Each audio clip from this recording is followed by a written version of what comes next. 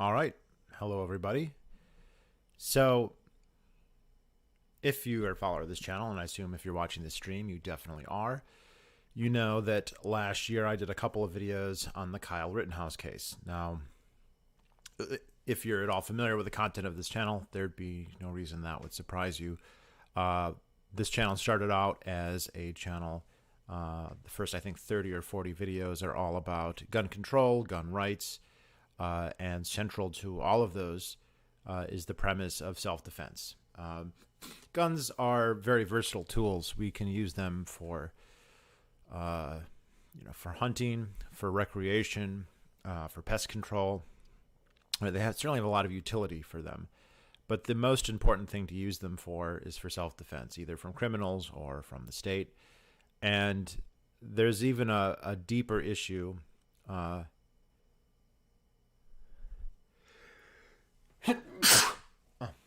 Excuse me. It goes past guns. There's the idea that you have the right to defend yourself, whether or not you have a gun or not. And this comes to like a basic philosophical difference that splits many societies. So there are more people who believe that you have the right to defend yourself, but who don't like the idea that you would use a gun to do it. But just the man you wanted, yeah. So this is a case that primarily is about self-defense. When you can do it, when's it allowed, when it's not. And what's fascinating about this, there's a couple things that are fascinating about this case.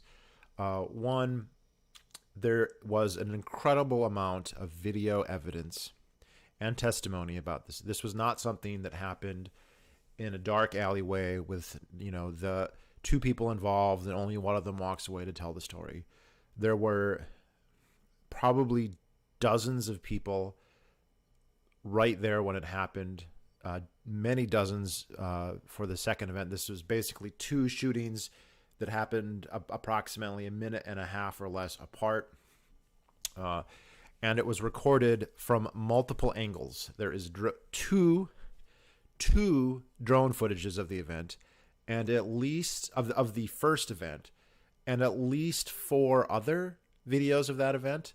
And the second event, I think there's even more.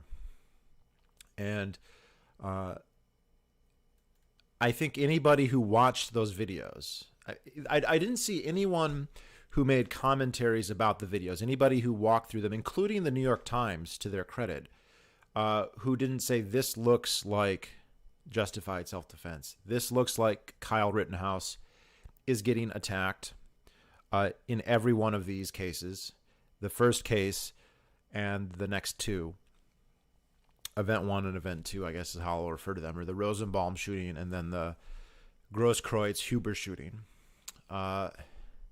But then you had a lot of people who apparently didn't watch the videos or failed to grasp their significance, who completely and totally mischaracterized what had happened. However, that being said, there were questions, right? The videos didn't show 100% of the context. We didn't know the names of everyone involved. We didn't know the backstories to the extent that we could at the time. So there were a lot of questions. And so the trial has been going on for the last 2 weeks. For the first week, for most of the prosecution's case, but not all, I was watching like 3-hour summaries at the end of the day. Then I just started watching the whole trial. I would actually start watching the live streams and just watch them throughout the day. So I caught the last part of the prosecution's case and all of the defense case and the pre-trial hearing. So if you're watching this video in the future, I'm recording this on Saturday night, Sunday morning. The defense rested on Thursday.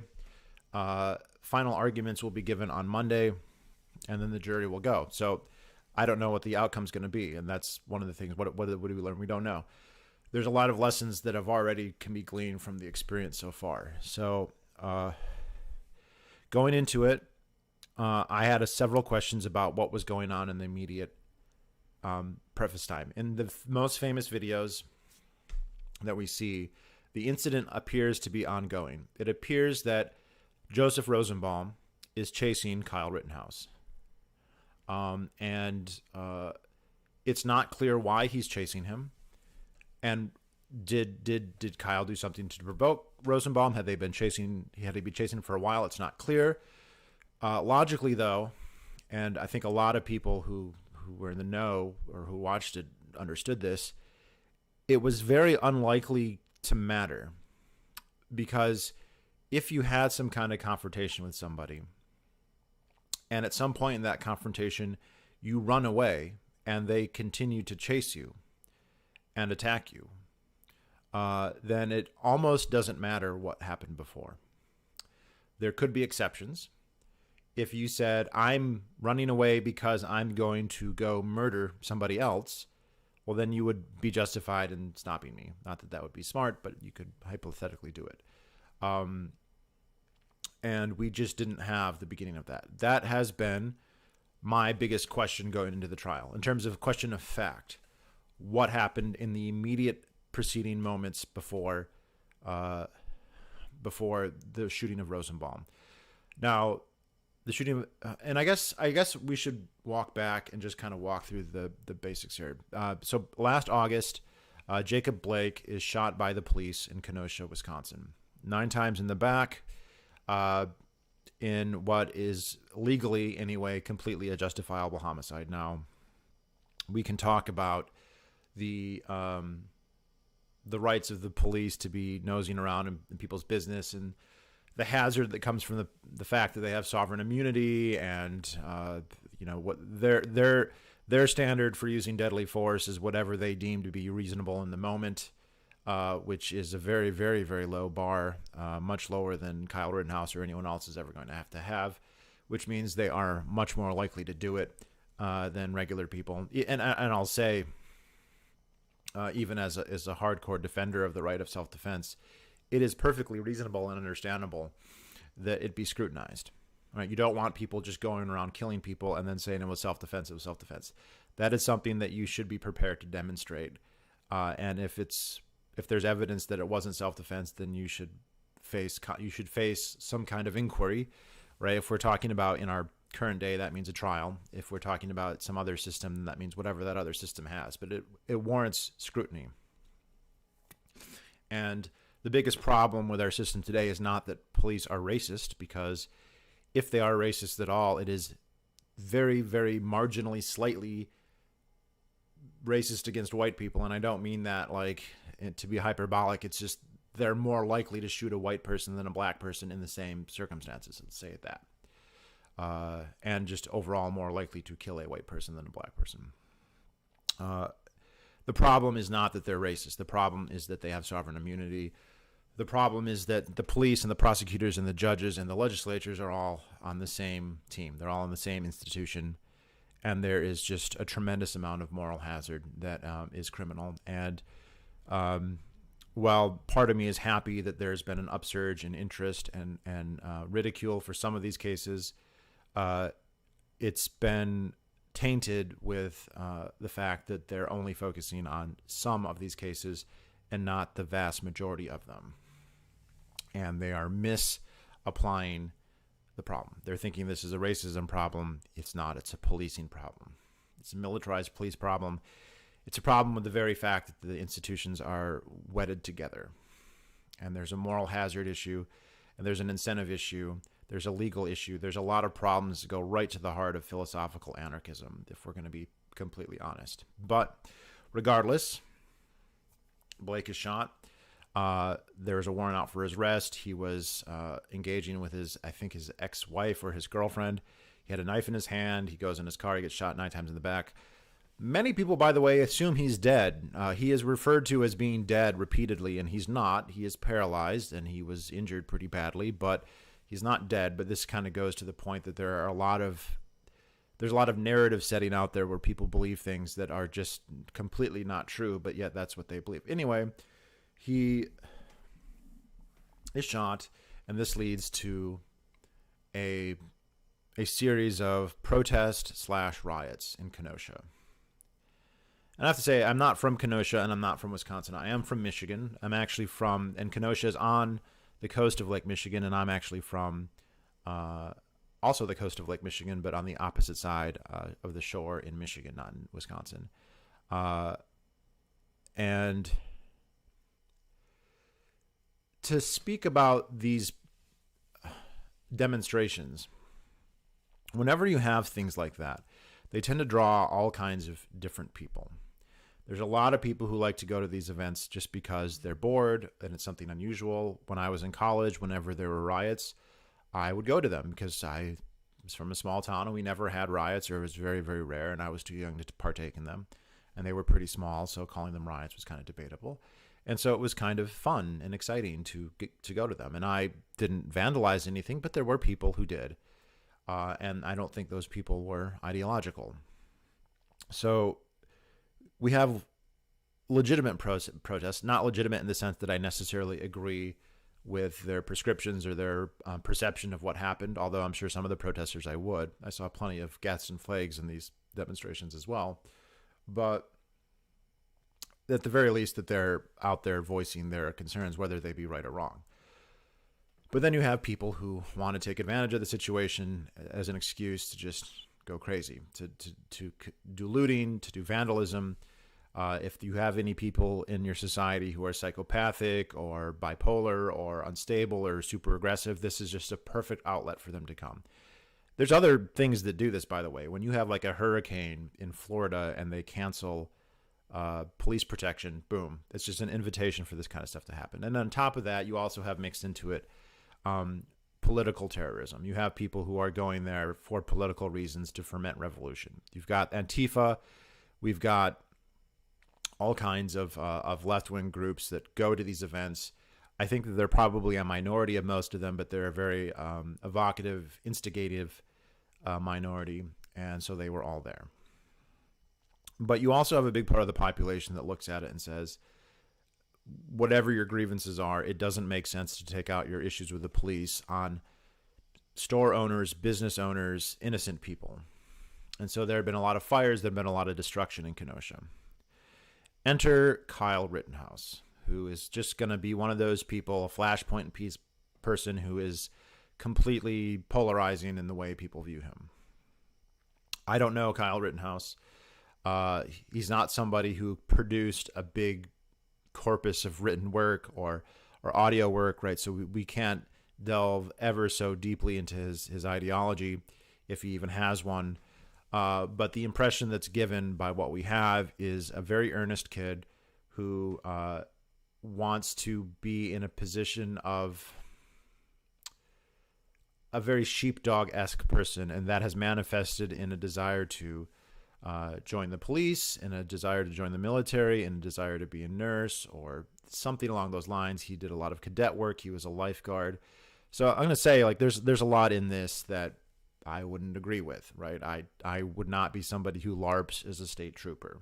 I don't think I even would have been that way when I was in high school. In fact, I know I wouldn't have been, or ever want to join the military, right? And there's probably stuff.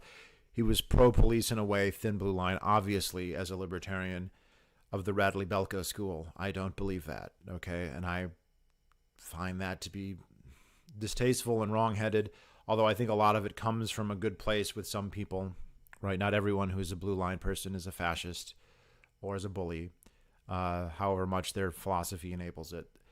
But he also wasn't a left-wing communist.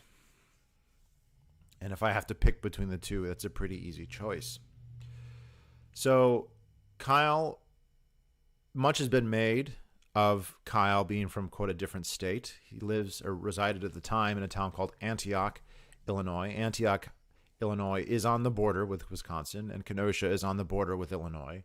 And they are approximately 10 or 15 minutes apart. Kyle's father and grandmother live in Kenosha. Kyle's cousins live in Kenosha. His aunts and uncles live in Kenosha. His sister dated a guy who's from Kenosha, who he would spend a lot of time with when he wasn't with his dad.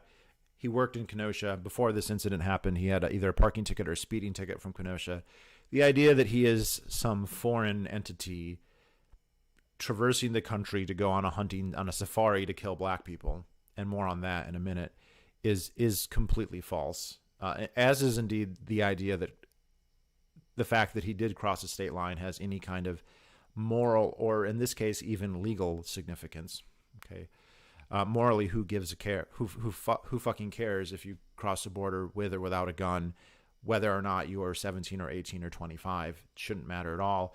Legally, there could be things about crossing state lines, but in this case, there is literally nothing. The things people allege that are significant about him crossing the border are all false. For instance, that he brought a gun across the state lines, which of course isn't a crime. And in his case, he never brought a gun across the border. The gun that he used never left the state of Wisconsin, has never been in the state of Illinois, unless it was transferred through it before it got to the dealership where he had his friend buy it for him, which means he might be guilty of a straw purchase, but we'll come to that in a bit. That's something that was cleared up in the trial, and we can talk about it. The day of the shooting, there are images, and I'm sure many of you have seen them, of him cleaning up graffiti on a high school. This is Ruther High School. It is just 2 or 3 blocks from where most of this happened. If you look at a map of Kenosha, if you go, you can see it's right on the coast of Lake Michigan. If you go in a few blocks from the coast, one of the roads that parallels the coast, and the coast of Lake Michigan is very, very closely a north-south coast. So you have perpendicular roads going east and west, and parallel roads going north and south. One of the roads parallel to the coast is Sheridan Avenue, and Sheridan Avenue is the place where most of the things that happened that evening happened. The CarMax, the police line, all that stuff happened on Sheridan Avenue. So if you ever want to go on Google Maps and check it out, you can, and just look up the CarMax in Ruther High School, and you will see where this stuff was happening. So he goes to Ruther High School, along with a lot of other people. There's images of him cleaning them up. The person who took those images, I forget his name, but he was interviewed in the trial. So he had some very interesting stories about the prosecutor, which we'll talk about. And that night, the series of events appears from the testimony of both the prosecution and the defense that many people around the area were concerned about the vandalism and the arson and the destruction of property and the assaults. Significantly, one particular store owner who was in his 70s had his jaw broken, was horribly hurt, and his business burned down. So there's this business, this CarMax, Car Doctor. They own 3 different lots along Sheridan Avenue. It's owned by they appear to be of Indian descent. And of course, they had already lost property. They didn't want to lose any more. And they talked to one of their former employees, who was brought in by the defense. Again, I'm forgetting his name. And he didn't work there anymore, but he had worked there for about a year. And they said, "Is there anything you can do?" Apparently, they thought he knew people. And he indeed did know some people. And so there had been, as this is all going on, let's see.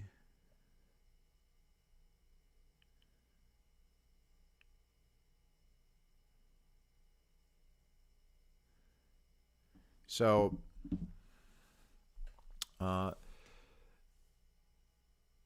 this gentleman somehow is connected through a Facebook group with a group. I think they were called like Wisconsin Citizens for Patriotism or something, some newly formed group to kind of protect the city. And Kyle's friend. So Kyle has a sister, and his sister was dating a guy who's a couple years older than Kyle. So Kyle's 17 at this point. I think his friend was 19. And Kyle refers to this guy's brother. He would sleep at this guy's place. Apparently very close. I think his name is Dustin Black, and he's getting charged with a crime, by the way, in association with all this that happened.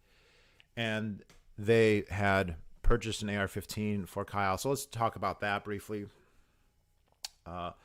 Morally and ethically, it seems dumb to me that it should be difficult or controversial for a 17-year-old to buy a gun. In Illinois, it is actually illegal for someone like Kyle to own a gun like an AR-15. You have to have a certain kind of registration card, firearms ownership ID, I believe it's called a FOID card. And you can actually own a gun, certain types of guns like shotguns and some kind of rifles when you are not yet 18. He had applied for a FOIA card. It had not been approved. And of course, when all of this happened, it was summarily denied. However,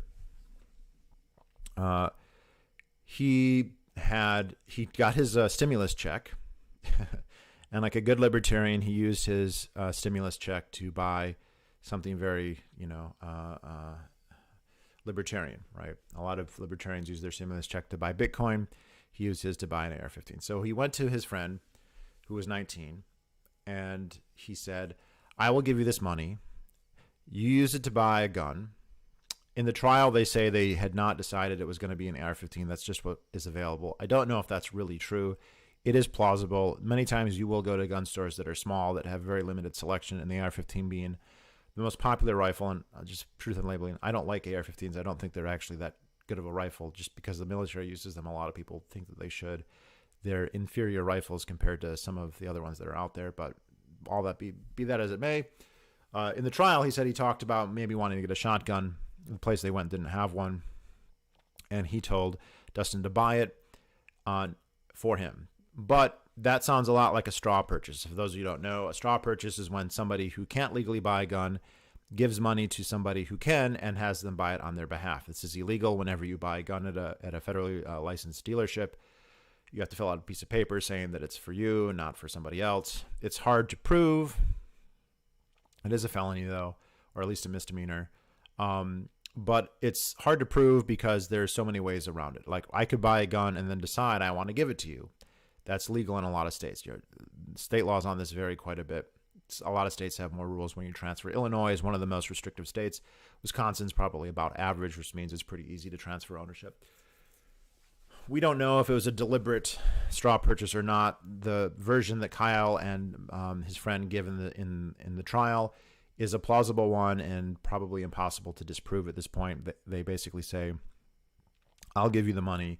You'll buy the rifle. It'll be your rifle. You'll keep it. You'll have it, which is indeed the case. It stayed in Wisconsin. It stayed at Dustin's stepdad's house because he had a gun safe. So Kyle never took possession in Illinois of this weapon. And it was on the understanding that whenever Kyle visited that he would practice with this rifle. He bought it in May. This is in August. Sounds like he practiced a decent amount based on what happened that night. I'd say he had a decent amount of practice with it. Although, as we'll find out, he did not shoot somebody in the bicep on purpose from the hip. That was not his intention. Grosskreutz is very likely not to be dead, by the way. And the idea then was that once Kyle turned 18, he would then take possession of the rifle and or buy it. Don't know if that's really true, but that's what both of them testified to. There'd be pretty much no way to prove otherwise, and the prosecution is not pushing it. Now, there's another part of the law that's a little bit confusing, and it sounds like this was hotly debated. There's a statute in Wisconsin that says that minors under the age of 18 are not allowed to possess, quote, dangerous weapons. And this outlines a whole bunch. This is everything from knives to brass knuckles to pistols to rifles, right? But anyone who is from the Midwest or knows Wisconsin in particular knows there must be some kind of exception to that because hunting is allowed for people who are under 18. And not only hunting, but hunting with rifles and with shotguns.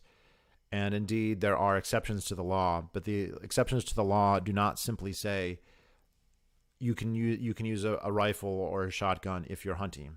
They just say that, and I don't have the exact wording here, but you can find it if you look, that, and it's written in legalese and it's very Byzantine. And basically, long guns are accepted. They're exempted. Carrying a long gun is not considered a deadly weapon because of the exemptions in the law. And this is to facilitate agriculture. It's a pretty rural state. It's to facilitate hunting. There's nothing in the law that says it has to be for those things, and that there's exemptions that say if you're hunting and you don't have a license, that's a problem. If you're hunting and you haven't passed the hunter safety course, that's a problem. but he wasn't hunting. He didn't need to pass those courses. And what happened yesterday is the judge said that this law is too convoluted. It's not clear that he really has violated the law at all. And so this part of the charges sounds very, very likely like it'll be dropped whenever Monday comes around. The judge essentially said so. It seems like that's very, very likely to happen, as probably it should.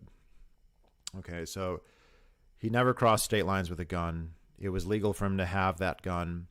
Much has been made about the fact that he was violating curfew, something that is true of everybody that he shot. And nobody would say they violated curfew, so they sacrificed their right to self-defense. And also, apparently, the curfew has been challenged in court by other people in other cases, and has been also dropped as a charge because it wasn't a legal curfew, something along those lines. Wouldn't have been much of a defense. So anyway, Kyle goes. So he meets up with several of these people. So one or two he knows really well, especially his older, not his brother, but his girlfriend's boyfriend. I believe it's her ex-boyfriend, but they formed a fraternal bond, it sounds like. He calls him brother, even though they're not legally related. And they show up at this car place. Now, there's some controversy here about the owners and the car source. Thank you, Archinell. So the owners of the car source are in. When this is one of the questions that we needed to be answered because there was some confusion here. The owners of the car source, when it happened, there were reports from the people who were with Kyle that they were invited there to protect the car source property. The owners of the car source in the media maelstrom that followed denied this. And they were brought by the prosecution to testify and testified to that fact. However, if you watched the trial and you watched the defense, that's bullshit.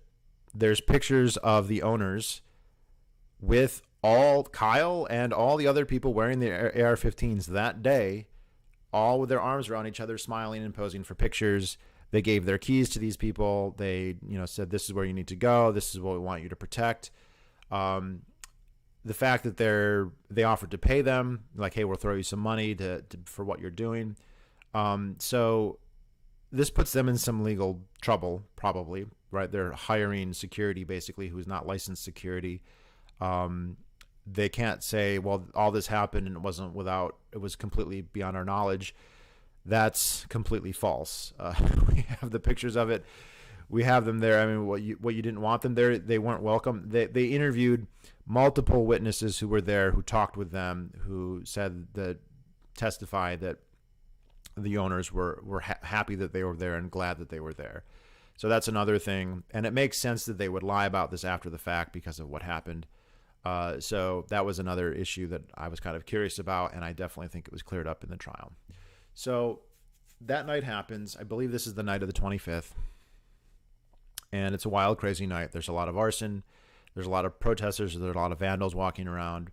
And there are some heated confrontations. And Kyle and company are going around, and there's a lot of video of them. There's a lot of testimony from them, including, and this is one of the funny things about the trial, including from many, many witnesses for the prosecution. As many people have said, the prosecution made the defense case, basically. Not because that's what they wanted, because he had no business to carry a rifle, guilty. He has every right to carry a rifle, though. And apparently he needed it because he got attacked. Right? What rifles are better than an AR-15 in your opinion? I would like anyone who's interested in this should definitely read the book Boston Gun Bible. But just three off the top of my head, AK-47s are better. FNFALs are better. The M1A, the Springfield Armory M1A is better. And the Fabrique Nationale, the FNFAL, and the HK91 are all better. Okay, and I would even say a bolt-action rifle that's not going to fail and jam like an AR-15 is better. So there, those three specifics, and then pretty much any other. They're not the worst rifles that don't. And I'm also not claiming I'm an authority here. I'm referencing other authorities. And it's not just Boston Tea Party, by the way. If you read About Face, which is a military guy who served from the Vietnam War or the Korean War up through Vietnam, he was there when they were pressure testing the AR, and he said it's absolutely a disaster. It's a terrible rifle. But that's whole other side topic. So Kyle is going around, and there's just tons of video of this, offering first aid. He may have misrepresented his qualifications here. You know, he was saying he's an EMT. He's not. He's like certified. He's a lifeguard. He knows some basic first aid, but he's not an EMT. It's not a crime to lie about being an EMT, though, really, in that kind of circumstance. So there's videos of him and testimony of him going around and helping people, sprained ankles, lacerated arms, and putting out fires. They put out a lot of fires. Yes, AK-47s are legal. That's at least for now. So he's doing that. But one of the people who kept coming up in the testimony is Joseph Rosenbaum. So if that name doesn't mean anything to you, or you don't know who that is, Joseph Rosenbaum is going to be ending up the first person that Kyle Rittenhouse kills, the first person who attacks Kyle Rittenhouse. And there's lots of video of him being very, very aggressive, being racist. He says repeatedly, "Shoot me, nigger, shoot me, nigger," literally. Which, one thing, well, let's talk about the price of political correctness. Joseph Rosenbaum said clearly on video, and you can watch the video, "Shoot me, nigger, shoot me, nigger." Okay? Among other things, and we'll get to that as well. So we have all these people saying that Kyle Rittenhouse killed a BLM protester. What kind of BLM protester who's white says that? And the problem is, you can't show the video of that because that's racist. You can't show somebody being racist because it's politically incorrect to quote them. And in the trial, when people are giving sworn testimony, they will say, he said, "Shoot me N-word, shoot me N-word." A few of them, I think there was an old woman who actually said it. And what this is essentially doing is failing to convey the truth of the situation, right? He could say it, and now we can't quote him. You know, the stream will probably be taken down because I quoted Joseph Rosenbaum for saying that. Anyway, he's in the videos starting fires. This was testified multiple times from the defense and prosecution witnesses. There's video of it. There's images of it. Him committing arson, knocking over porta potties, knocking over trailers, getting restrained by what appeared to be more normal BLM protesters. And we know, and not all of this could come up in trial, that he was released from hospital that day for attempting to commit suicide earlier. He's a convicted pedophile, 3-time child rapist. And I'm not talking snatch rape where he's 19 and he has sex with a 16-year-old. I'm talking, 8-year-olds, 9-year-old little boys that he's fucking. Which, of course, none of that was allowed to be entered into trial, even though they all know about that part of his history. He's released that day. He's suicidal. At one point, he's quoted as saying, "I just left prison. I'm not afraid to go back." He threatens to kill them and cut out their hearts. And them, I mean the guys with AR-15s, which includes Kyle Rittenhouse. Now, Kyle Rittenhouse, again, he knew his I think it's Dustin Black. He knew him. He didn't really know the other people that well, although they got to know each other that night. So we have 2 reports of Rosenbaum threatening to kill, specifically Rittenhouse in at least one case. And this was one of the gotcha moments for the prosecution. They bring up a guy named Brian Balch. Brian Balch is a Iraq or Afghanistan war veteran. I think he's in his 30s. Actually was in the military, actually was in the infantry. He shows up, and he and Kyle spent a lot of time together. There's video of them talking a lot of time that night. They did not know each other before. They never met each other before. They meet each other that night. There's video of them walking around together. And he says that Rosenbaum goes to Balch and says, if I catch any of you alone tonight, I will fucking kill you. And Binger, the prosecutor and attorney, says, well, did he say that to Mr. Rittenhouse? And he goes, well, Mr. Rittenhouse was right there, so yes. So we have a guy threatening, I'm going to kill you, and he specifies, if I catch you alone. If I catch you alone, I'm going to kill you. And also, Rosenbaum is like a tiny ginger. He's like 5'4". Balch is only like 5'6" or 5'7", which means he's a giant compared to this little, this Rosenbaum character. So this is something that's coming across in the trial repeatedly from all the testimony, right? Nobody testifies that he isn't being weird. Every defense witness, every prosecution witness. Okay, so the night goes on, and this is when we start to fill in pieces that I wasn't aware of, that I was curious about. So the immediate lead up to the video that we've all seen, and there's actually video of this. A lot of it was recorded by a guy named Drew Hernandez, who testified for the defense, and you can watch his testimony. He was quite spunky, and that there'll be a little tangent there where we can talk about. But he had body cam footage and an iPhone, and he records himself walking down Sheridan Lane.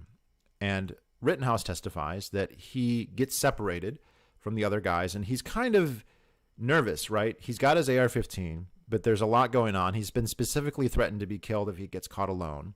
He's a 17-year-old kid who's never been in something like this before, so you can imagine that he's nervous, and he's trying to get back in contact with Brian Balch or back to the car source or somewhere to be back with his people, so he's not a lone person. He gets a call from Dustin Black saying, hey, there's a fire at the Duramax, the CarMax.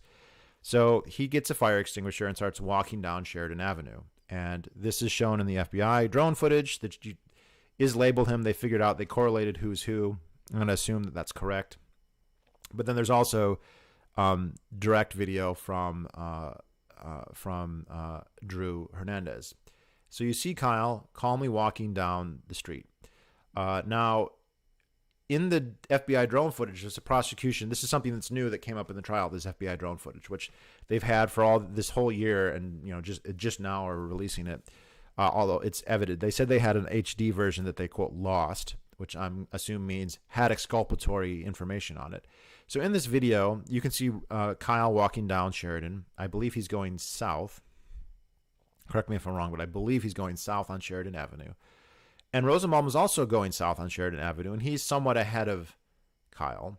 But it's dark, and they're both walking, and they're a distance apart. So it does not appear that Kyle is chasing Rosenbaum in any way. This is alleged by the prosecution, but it's not really shown in the video. It's not clear that Kyle could even see Rosenbaum, and again, he's walking with a fire extinguisher. Okay.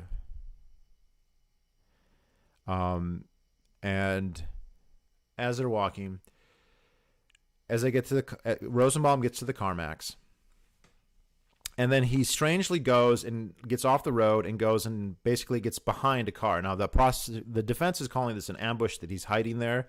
I don't know if that's what he was planning. I don't know if he had seen Kyle and decided now he's going to get a trap. I don't know. But he does get off the street and he goes behind a car. And while he's there, Kyle passes him. Now, this kind of destroys any kind of notion that Kyle is chasing Rosenbaum, because he catches up to him and he walks right past him. And then he bumps into a character who did not testify, who is a very interesting character, whose part in this is very dubious, and that's a guy named Zielinski. And if you don't know who that is, if you've seen the original video, Kyle is being chased by Rosenbaum, and as he's crossing the CarMax, somebody fires a shot into the air. It's not Kyle. It's somebody with a handgun. This was in the New York Times reported this like the day after it happened. You can see it in the video. You can hear it in the audio. And the person who fires that shot is Zielinski. I don't remember his first name. He's there with his wife, the Zielinskis. Now, you would think that a witness who was right there and who fired a gun in the air, which is, by the way, a crime, and they know who this is, would have been called by somebody, and they weren't. The prosecution did not call this witness, which is interesting because Kyle testifies that as he's walking with his fire extinguisher, he bumps into Zelensky, who has his gun drawn. This is Kyle's testimony. If they wanted to rebut this, they would bring the Zelenskys on, but for some reason, they do not want the Zelenskys on the witness stand because they would have to be cross-examined, and apparently that would be quite an interesting examination if that were to happen. Zelensky has his gun drawn and says, "Get him, kill him," something along those lines. Kyle testified to this. Drew Hernandez, who is right there, also testified to this effect. As soon as this happens, Kyle drops the fire extinguisher. I think he must have realized he was in serious trouble, and that's when he starts to run, and that's when Rosenbaum chases him. So when you watch that video, when I watched that video, it kind of looked to me, based on their momentum, that Kyle's been running for a while. I kind of felt, just my impression, that Kyle must have been running down that street, and we just kind of see it that last minute. No, Kyle was walking down the street, and right when he gets into that shady area at the corner of that Duramax, he encounters Zelensky and Rosenbaum. Zelensky to his front, Rosenbaum behind him, and he runs. As he's running away, Zelensky fires a shot. Rosenbaum throws a bag, which we did not get a clear answer to what was in that bag. It may have just been his belongings. It's got some heft to it, but I don't think it's a brick or anything like that. There's just something in it, although I don't know how Kyle could know. Kyle hears a shot behind him. This is all on video, and everyone can watch this. And Kyle turns around, points his gun at Rosenbaum, who does not stop, and Rosenbaum corners him. And one thing that's not clear in all the videos, although it's more clear in the drone footage, which, not the FBI drone footage, the other drone footage, which we don't even know who that's coming from. There's a bunch of burnt out cars, and then literally dozens and dozens of protesters who are armed with like poles and clubs and posts. And so he turns, and Rosenbaum lunges for his gun. In the video, you can see something like that, but the prosecution would constantly say, well, he's falling towards the gun because Kyle shot him. Kyle says that Rosenbaum had his hand on the barrel, which Rosenbaum's hand was burned, which is consistent with that. All the wounds are consistent with this. And Richie McGinnis, who is the closest witness, who is also listed as a victim, a reckless endangerment victim, also says that, and that's another funny moment in the trial, powerful moment in the trial, says that Rosenbaum was lunging for Kyle's gun. Which, by the way, people will say that Rosenbaum was unarmed. Technically, no. If you put your hand on someone else's gun, you're not unarmed. Ask that of any police officer.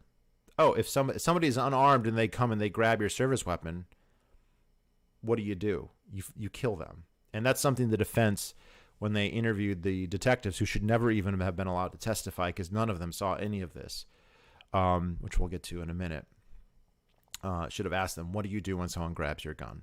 You kill them. Like, you shoot them. That's what you do. Kyle fires 4 shots. The first one is probably the fatal one. One in the pelvis, one glances his head, one in the hand, and I don't remember where the fourth one goes. Those 4 shots take place in less than 3/4 of a second, or maybe slightly more. It's less than a second. It's like 3/4 of a second. Bam, bam, bam, bam. Richie McGinnis begins doing first aid. Kyle goes and looks at Rosenbaum, pauses for a moment, and then runs away, which is perfectly reasonable because at this point there is an angry mob now attacking him. They're chasing him. People are starting to yell, get him, kill him, cranium him. This is all in the video. This is all eyewitness testimony. The prosecuting attorney said, you didn't even try and help him. I'm like, yeah, he's about to get killed. He begins to run down Sheridan, I believe in the same direction, in the opposite direction. So he's heading maybe north again. I might have just mixed up the direction. But he goes the opposite direction he was just going. I think, I'm going to say this right, that there's basically 20 or 30 seconds before the other videos kick in. He's getting chased. People are throwing things at him. He had injuries consistent with this. He got hit in the head by a couple rocks or pieces of asphalt. And then he gets struck in the head by Anthony Huber. He stumbles. An unidentified man, referred to in the trial hilariously as Jump Kick Man, kicks Kyle in the face, or at least the upper chest neck. There's images of this. They also did a lot of analysis of that and proved that Kyle did not shoot until after he was kicked in the face. So this is not... and as he's stumbling from that, Anthony Huber comes and tries to hit him in the head again with a skateboard. Hits him more around here and then grabs his gun and tries to pull his gun away. This is clear in the video. Kyle fires one shot directly into Huber's chest. Huber is dead in seconds. And then as he's running away, the wonderful, charming character of Gage Grosskreutz runs up on Kyle with a drawn handgun. And as the testimony, the video shows this, but the video is very quick, and you could be forgiven for not seeing this directly. I didn't even see the gun the first several times that I watched the video, right? But it is there. This was testified in court by Mr. Gage Grosskreutz himself, thanks to probably the best bit of lawyering. The best bit of lawyering in the whole trial was the cross-examination, probably by Corey Cherafisi. So there, Kyle has a couple lawyers, Corey Cherafisi, and the other one, his name is Richards. And Cherafisi seems like the better lawyer in my lay opinion. Got Grosskreutz to admit that Kyle did not shoot Grosskreutz until he lunged at him, lowered his gun, and aimed it at Kyle. And only then did Kyle shoot him in the bicep. And Grosskreutz says, correct. He did not shoot me until I was pointing my gun at him. And in the cross-examination of that, Prosecutor Binger asked Kyle, like, well, he's only pointing, and he only has a handgun. You've got a big rifle. He's got a handgun. He was only pointing it at you. He didn't pull the trigger. Yeah. So you wait for him to pull the trigger, and then you pull the trigger? What a fucking douchebag. And Grosskreutz runs away, his bicep having been vaporized hilariously. His roommate visits him in the hospital. Grosskreutz, by the way, loses his phone in this, right? He had his phone in his other hand, which he dropped. So he doesn't have his phone. He's in the hospital. So he doesn't see the video. He hasn't been on Twitter and Facebook. He doesn't know that there's video of this incident everywhere. The police come and interview him the next day. And he says, I had a gun on me, but I dropped it before I met Rittenhouse. And he says, I found Rittenhouse was getting beaten up by Michael Huber, the guy with the skateboard. He goes, I find Rittenhouse getting beaten up by a guy with a skateboard. I convinced the guy with the skateboard to stop, and then Rittenhouse shoots him and then shoots me after I just helped. Yeah, the handgun was illegal. That's also true. He didn't have a concealed carry permit, and it's not because he forgot. It's because he got convicted of burglary, and so he lost it. But so he lies to the police. He says he doesn't tell them that, well, I got shot by a guy who I was holding a gun at basically at his head is what it looks like. So he lies to the police. He lies in his civil suit. So he's suing the city of Kenosha for $10 million. And in his civil suit, he again says he lost his gun before he met Kyle. And that all came up in testimony. So he lied about all of that. And he also tells his roommate who comes to see him the next day, they take a picture together. They post it on Facebook. And his roommate posts, like, talk to Gage. He's doing great. He says his only regret is that he didn't kill the kid and empty the entire mag into him. So now Grosskreutz in the trial says, I'm a medic and I could never hurt anybody. I would never hurt anybody. If that's true, why do you have a gun at all? Right? If you could never hurt anyone, what is the gun? To lance boils? You're going to use the gun to cauterize wounds? You're like, you don't have...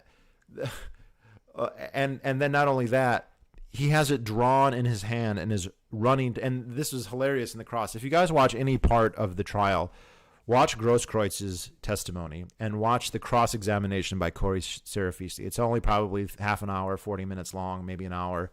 Definitely worth watching. He completely falls apart in terms of his story. What a fucking stupid commie. Like,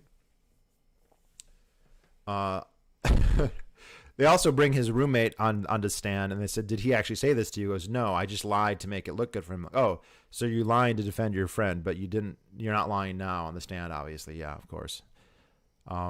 So then Kyle gets up, having killed Huber, shot at Jump Kick Man, who Jump Kick Man is one of the luckiest people in the world. He got shot at twice at point blank range and ran away, and vaporizes a leftist's right arm. So yeah, joke is that his name is Lefty from now on. He then goes and tries to surrender to the police. They tell him to get lost. And this is another question that I had, because a lot of people were commenting like, he killed all these people and then he just went home and slept in his bed. Nope, that's not what happened. He tried to go to the Kenosha Police Department. They weren't allowing anybody in. It was barricaded. So he gets a ride home from his friend. He gets to his home probably around like midnight, talks to his mom. Apparently he misled her, and to the extent of it.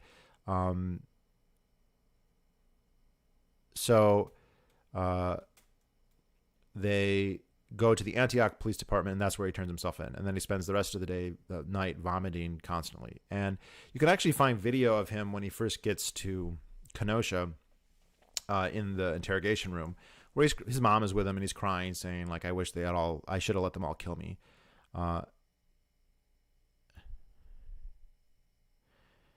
Yeah. So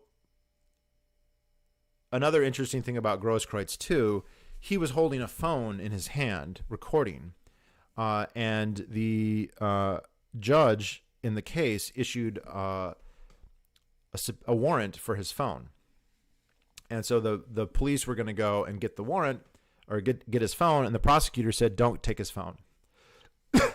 Why would you not want his phone? We could have powerful evidence, right? Yeah, because they don't want his phone because it probably has exculpatory evidence. So they never got his phone, just like they never brought in Zelensky. Zelensky, who was right there during the critical part, right, who could countervail the testimony of Rittenhouse. He could say, oh, Rittenhouse threatened me. So that's basically what happened. It doesn't look like... So the prosecution is running with this narrative, and there's been a lot of battle over this, and how do I want to... There's so much to talk about. So let's talk about the judge. There's been a lot in the media that the judge is pro Kyle or a white supremacist because he said, we're going to get Asian food. The judge is old. He seems very old school. He's very by the books, it seems like. Zeminski, thank you. It's actually been several times he's exploded at the prosecution. And for no small reasons. Binger in particular, there's two attorneys, Krause and Binger. Binger, who the rumor is bats both ways, if you know what I mean.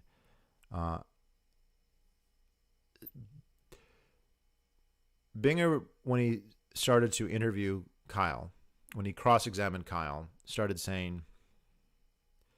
He implied that by invoking his Fifth Amendment, which...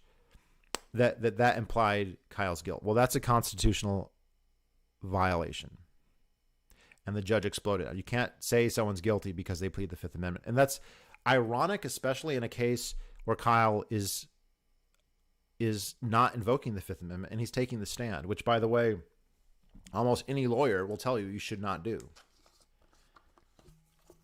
Sorry.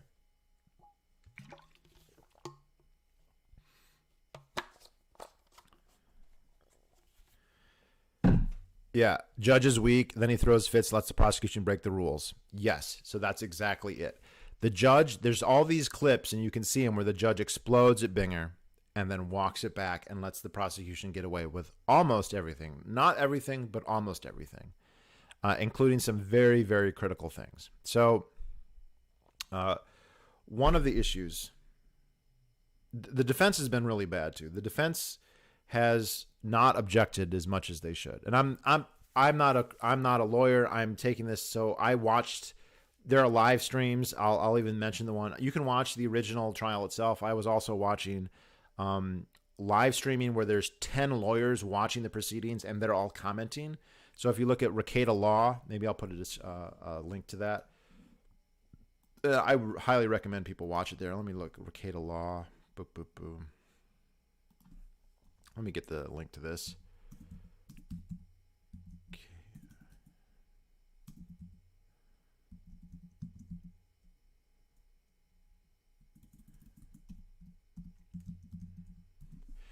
I'd highly recommend people watch this feed, because what they'll do is they'll bring in like 5 lawyers or 10 lawyers, even as many, to watch and live stream and give commentary. So if you're not a lawyer like me, you can benefit from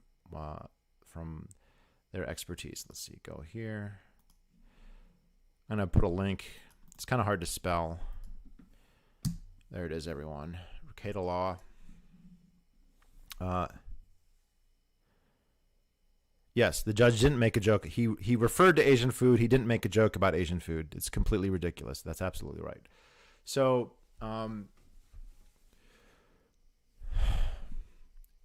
this recording, this event was recorded on multiple cameras, and there are lots of witnesses. But the prosecution brought in several detectives, and the detectives got on the stand and said, "Well, I wasn't there, but I went onto Twitter and I found all these videos, and I'm going to testify what I see in the videos." Now, they didn't record the videos. They don't know if they've been edited. They don't know if they've been changed. They weren't there. And then some of them would say things like, "Well, I saw this video, and by zooming in on my phone, I can see that Kyle is pointing his gun at people."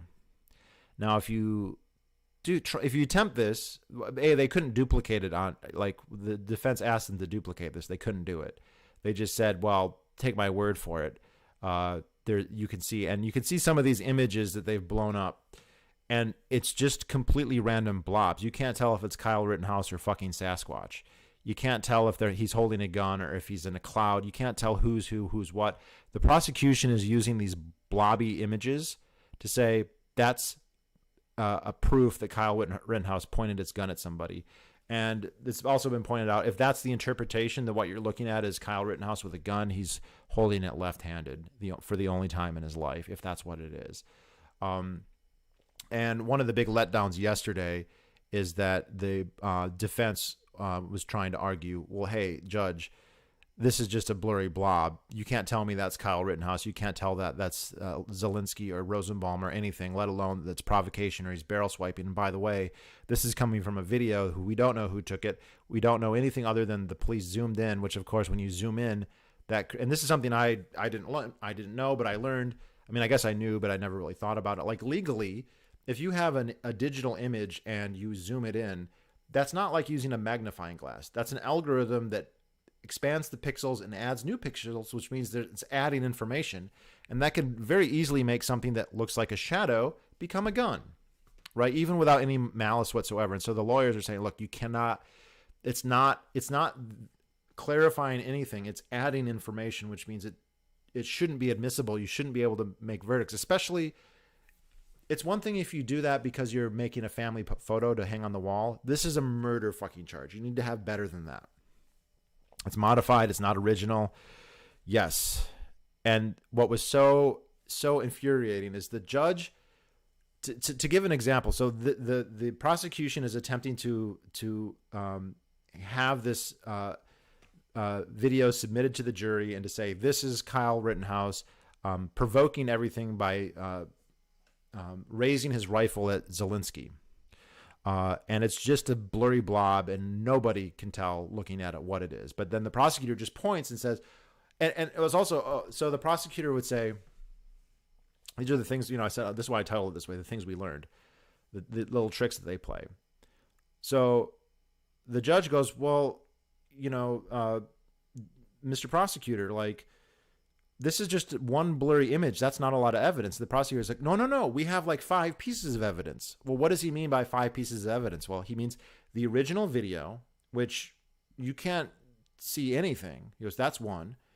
The zoomed, altered, algorithmically changed blob that can't be identified from a fucking Rorschach test to Kyle Rittenhouse. That's 2, because we're telescoping one. And then 3 is the detective who looked at the video and said, yes, see that blob? That's Kyle Rittenhouse pointing his gun at somebody. Oh, that's 3. And here's another detective. That's 4. Boom, we got 4 pieces. We pyramided 4 pieces of evidence off of this fucking digital make-believe. And the judge is like pointing out all the problems and more problems that I'm not alerting people to all this. They bring out a screen. He's looking at it. He goes, I can't see anything. And then the judge goes to the defense, like, do you have anything you want to say? And they go, no, we don't. No objection. So now they're going to put it in front of the jury. It's with provocation. You know, it's not just strict self-defense. He provoked them because this blob, they want a mistrial. Well, okay. That's what we're talking about, John Wayne. John Wayne has obviously been watching the trial too. Interpolation definitely should not be allowed in court. Absolutely. So the prosecution gives its case. Prosecution witnesses routinely testified to the innocence of Kyle Rittenhouse. Brian Bolch said that Joseph Rosenbaum threatened to kill him, quote, if I catch him alone. Richie McGinnis was interviewed on Tucker Carlson the next day. He's been on Tim Pool. He was the closest witness to the first shooting. He's also listed as a victim of reckless endangerment, which he denies that he was recklessly endangered. When he was getting interrogated by Prosecutor Binger, he said, well, Rosenbaum tried to get Kyle's gun. And Binger goes, are you psychic? How do you know what's in his head? How do you know that that's what he wanted to do? How can you, like, do you know Mr. Rosenbaum? He was like, no, I've never talked to Mr. Rosenbaum ever. He goes, so how could you possibly know that he was going for Kyle's gun? And he goes, well, he yelled, fuck you, and then he lunged for the gun. It's like mic drop. So everything is looking really bad for the prosecution up to that point. So then Binger starts doing these things where first he implied guilt in front of the jury of Kyle because he invoked his Fifth Amendment rights initially. And you can actually see when he does that. I remember when he first, I watched these because they were on like the Kenosha County closed circuit television channel or whatever. Kyle goes in to see, he turns himself in. He goes to the Kenosha Police Department. Detective Antaranium and Detective Howard go and they say, okay, do you want a lawyer? Do you want to tell us what happened? And Kyle, being the naive person that he is, was like, I want to tell you what happened and I want a lawyer. So he's very like, I want to tell you everything. I want to take it all. I mean, he would give them their phone. Give him his phone so they could look through it. Like the whole long, he's been transparent and open. But he also realized he was in legal trouble, so he said, "I want a lawyer." And the police were like, "Wait, if you say you want a lawyer, we're done. We can't talk to you anymore." And you could tell he was even like upset, but that's what he did. So then he gets to trial, and Binger says, Mr. Rittenhouse, for months you didn't talk to police. Now this is as he's waived his Fifth Amendment to testify in court. And he starts doing the objection is raised. One of the few times the defense raised an objection, and the judge dismissed the jury. You could tell when the judge got really mad, he would dismiss the jury, and then just like, that's his constitutional rights. You cannot impugn him. It was so blatant and obvious. Binger has testified 400 times in front of this judge, by the way, or had cases in front of this judge that many times. It was so blatant, and it happened again later, where they had evidence that they weren't supposed to bring up. They had all these pretrial hearings about what can we show, what can we not show. Binger started to bring up stuff that they weren't supposed to show. And people think that he's trying to throw a mistrial, that the prosecution's case is so bad that they can't win a real trial. So they want to have a mistrial so they can get another chance, right? They want the trial to be thrown out so that they can have another shot because they can't win this trial, which I don't know how that would ever help because the case is not going to get any better for them. So that's the allegation. I don't know if that's what's really in his head, but that is apparently what he was doing up to that point. So, Binger is not an inexperienced attorney. He's done 400 cases in front of Judge Schrader alone, God knows whatever else. So it's not a rookie mistake. That seems like it was almost certainly calculated. But as others have pointed out, the judge would explode and like, you're right on the edge. You're even over the edge. He said that at one point. And then he'd be like, it is possible that the judge could throw out the case if the jury doesn't. I think that the judge is hoping the jury will, so he doesn't have to. And and I'm not saying that he will. I kind of don't think that he will, but hypothetically he could. He does seem. It doesn't seem like it. No, like Kyle is walking around the room, and like there's even a picture yesterday when they were looking at this blob. Like the judge is looking at the blob, and Kyle gets right up behind the judge and is leaning over his shoulder, looking at the camera too. And you're like, are you not worried that there's a fucking double homicide mass murderer behind you? Nope, he's not. Kyle is just like an innocent kid, basically. The law and the facts are so strong on his side. But his defense did not do well. Like,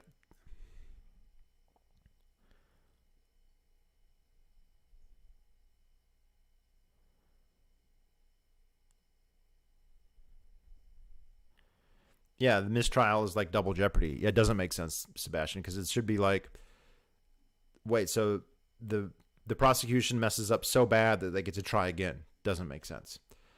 So one of the things, prosecutors are fucking bullshit. Prosecutors should be the ones who put on the stand. Prosecutors should be put on the stand so they can be asked. Like the hypocrisy and the double standards and the triple standards, like Binger would do this thing where he would be like, well, did Mr. Rosenbaum have a gun? No. Did he have a knife? No. Did he have a tomahawk? No. Did he have a bazooka? No. And, to hammer home that he's unarmed, which nobody pointed out. He isn't unarmed when he puts his hand on on Rittenhouse's gun, but then he gets to Huber, who is armed with a club, essentially with a fucking skateboard, holding it by the trucks. Even Grosskreutz testified, because he doesn't want to testify, I was running up to kill Kyle. So he testifies, I was worried that Kyle had head trauma because he just got hit in the head by a skateboard. Thank you for testifying for the defense, you fucking commie piece of shit. Yes, and you're going to cure the head trauma with a fucking Glock in your hand. God, what a fucking idiot. But, so Kyle also says, people were asking this, like, wow, he's a mad marksman. He shoots this guy in the bicep. Kyle's like, I was not even thinking about that at all. I'm sure that's not what it was. He was just visually tracking the gun and just pulled, and he just got lucky to hit him in the bicep. And the idea that, and here's the other thing. So it's so bad. Some of you have probably seen this. It's so bad that Anna Kasparian of the Young Turks and David Pakman have come out and said he has a case. Now, they spent a year calling him a murderer and a white supremacist, based on nothing, by the way. There's no evidence that he's a white supremacist, was then or ever was. They never looked at the video. Look, I learned things in the trial I didn't know before, but it's just a couple little pieces that were missing. You saw the whole picture. You saw almost the entire picture. You saw the self-defense case pretty clearly from what was already available, and the trial only made it stronger. The trial has made Kyle's case even stronger than it was, like in terms of the evidence. Now, not in terms of like the law necessarily, because the prosecutors are submitting bogus evidence, right? They have detectives testifying about videos that they zoomed in on from their fucking iPads at home and saying that's evidence, right? So, yeah, if you lost Anna, you lost America. It's so bad, Anna Kasparian has apologized. Yes, that's absolutely right. I was just looking at the reporting, ABC News, CNN. Oh, this trial has racial overtones. He killed 3 white people. He did shoot at one black guy. Jump Kick Man looks like he's black, but Jump Kick Man was not hit. He ran away. He only killed white people. He killed 3 white people. What does that have to do? And one of the white people he killed is recorded that night saying, shoot me, nigger, shoot me, nigger. Right? The most racist person there was executed by Kyle Rittenhouse, justifiably. Yeah. So I'm 100% convinced he's innocent now. I was 98% convinced before. I'm 100% innocent now. That doesn't mean I think he's necessarily going to walk. Juries they have been denied some of this information. They will be given very stringent instructions by the judge, who they can ignore. Yeah, the video, guys, you can go and find the blob I'm talking about. It's insane. It is a Rorschach test. That is, a Picasso is more detailed and realistic.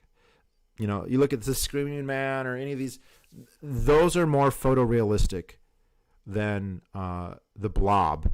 And then the prosecutor just points at it and goes, "Yeah, that's him pointing a gun." Like, are you testifying to that fact, Prosecutor Krause? After you ordered food on your phone, Krause is a whale, by the way. So there's definitely grounds for a mistrial. There's definitely grounds for an appeal. I would be shocked, though. I would be shocked if everyone on the jury was going to convict him for everything. I feel like that's not likely. Could happen. Anything can happen with a jury. That's all the lawyers or say that, admit. Anything can happen with a jury.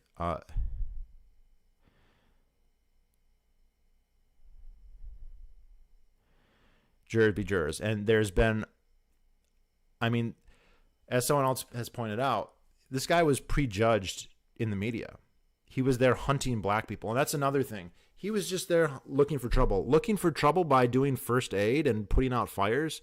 And if he wanted to kill people, he could have, man. Watch the second video. He's been kicked in the face. He's been hit in the head by someone who then tries to take his gun. He shoots at the first person, misses. Lucky for that person. Shoots the second person in the heart.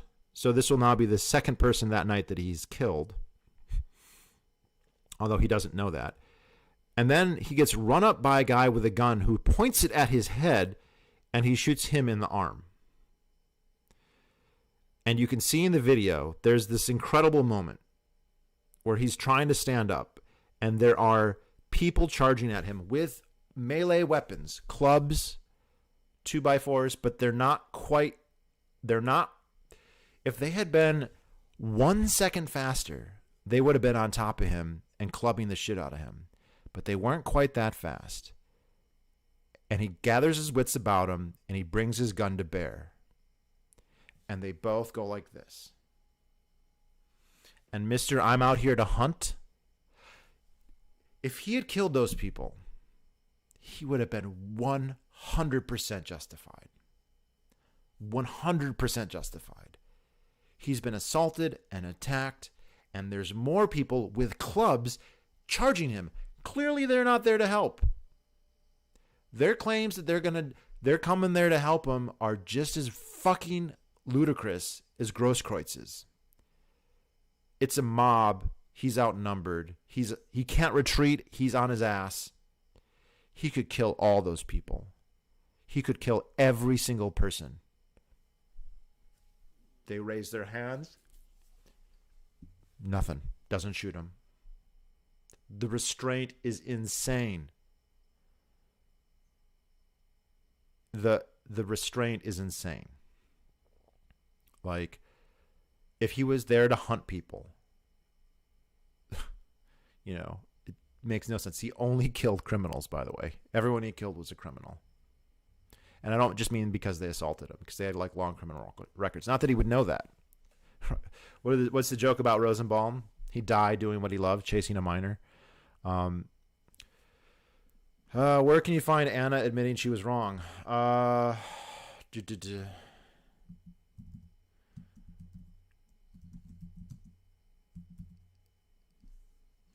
Kasparian admits she's wrong.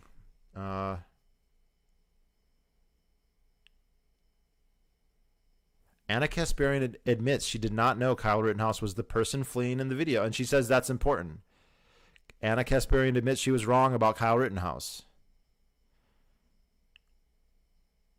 There's a whole bunch of these.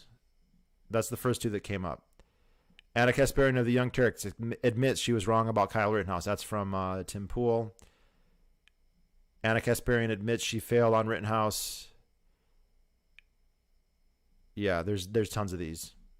That's fucking ridiculous. That's how bad it is.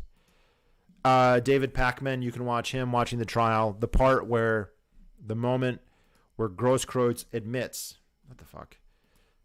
The part where Grosskreutz admits that Rittenhouse did not shoot him until he advanced on him, drew his gun down, and pointed it at him. Only then did Rittenhouse shoot him. You can watch David Pakman watch that and go, this is bad. This is bad for the defense, I mean.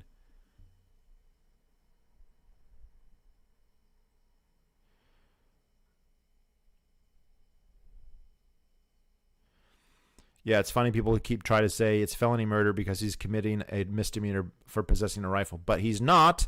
That was thrown out by the judge. You should make videos. I do make videos like that, but I'll make more. Oh, yes, Bitcoin motorist. Great moment. When Grosskreutz admits it, Krause, one of the defense prosecuting attorneys, just is like, instantly memed. There were so many moments like that. And what's buzzing? I believe it's my freezer. I have a whole cow there. So I don't know what's going to happen. I think it's likely that there'll be a hung jury. That's what I think the most likely outcome is. But he could be convicted. I think that's unlikely. And I think it's also unlikely but possible he completely walks.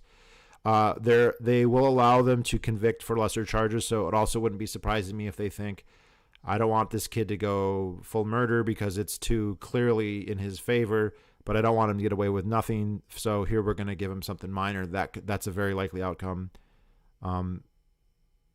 Did we cover the right-handed, left-handed? We did. The main problem, Jeff, is not the right-handed, left-handed thing. It's that it's a blob that's being admitted by the prosecution without a witness. And they're just looking at this blob and saying that's him provoking people. But yes, if you interpret it to be him provoking people, then he is holding it left-handed, in which case that's the only time in the whole night he wears it left-handed. So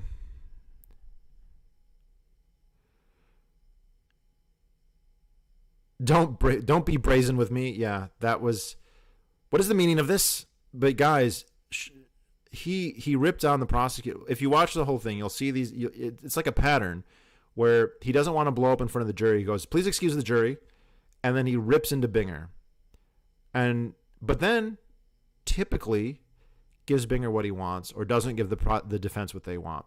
So I don't think this is like a Waco situation where the judge is going to like, I think the judge thinks he's innocent. I do actually believe that, but I don't think he appreciates how much social pressure the jurors are under, how much pretrial bias there was. They're getting threatened. People are trying to record them. He's getting death threats because his fucking ringtone was "God Bless America" and he wore a fucking American flag tie. And he said, "Oh, it's the Asian food's here. It's time for lunch." And people are like, he made a joke. Like, there's a whole, the Bar Association of Minnesota or Illinois came out and was like, this racial what racial undertones, man? The like, again, the person who said nigger is dead, shot 4 times, rotten hell. The guy, and that it seems like Rosenbaum really did have a death wish. And I mean that literally, because he had just gotten out of the hospital for trying to commit suicide that day. Right? And he was going around and telling people, shoot me. Shoot me. I'm not afraid to die. Okay. And they picked on the one guy who looked like the weakest, the youngest, the most innocent, the most insecure, the most vulnerable. And they did it with the wrong kid. They did it with the wrong guy, and he's dead. Now, the other shooters, Grosskreutz and Huber, not shooters, the other victims, they weren't, the testimony of them, they're lousy leftists, they're disgusting communists, but they weren't being aggressive that night. There's no testimony to that effect. You know, Grosskreutz wants world revolution, and he's definitely a communist, but he also wants $10 million from the city of Kenosha. If there's a tragedy here, it's that they thought that they were stopping a mass shooter. But I will say, that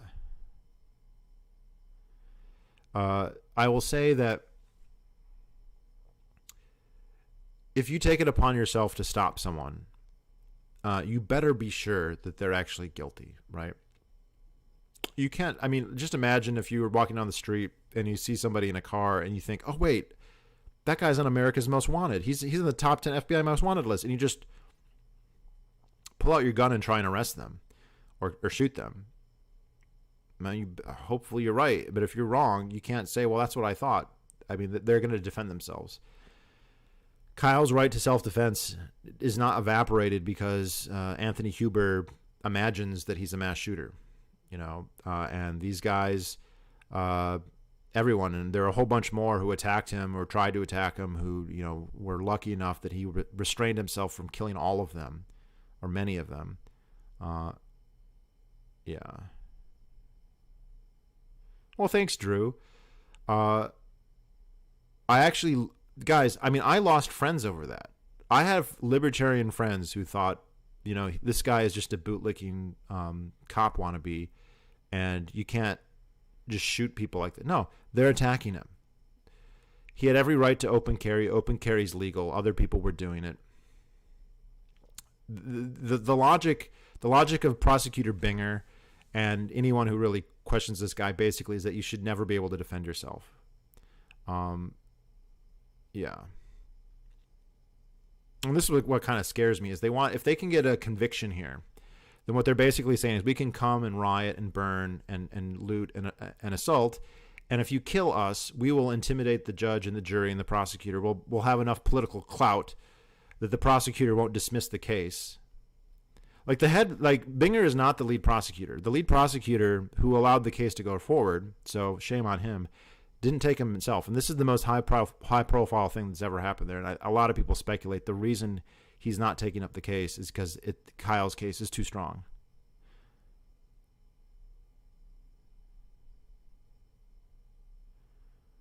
I bet those friends were Cato. No. But they're just like, you're being so blasé about him killing people. I'm not, but they're attacking him. So what is he supposed to do? You know, what is he supposed to do? It's his life. They're attacking him without provocation.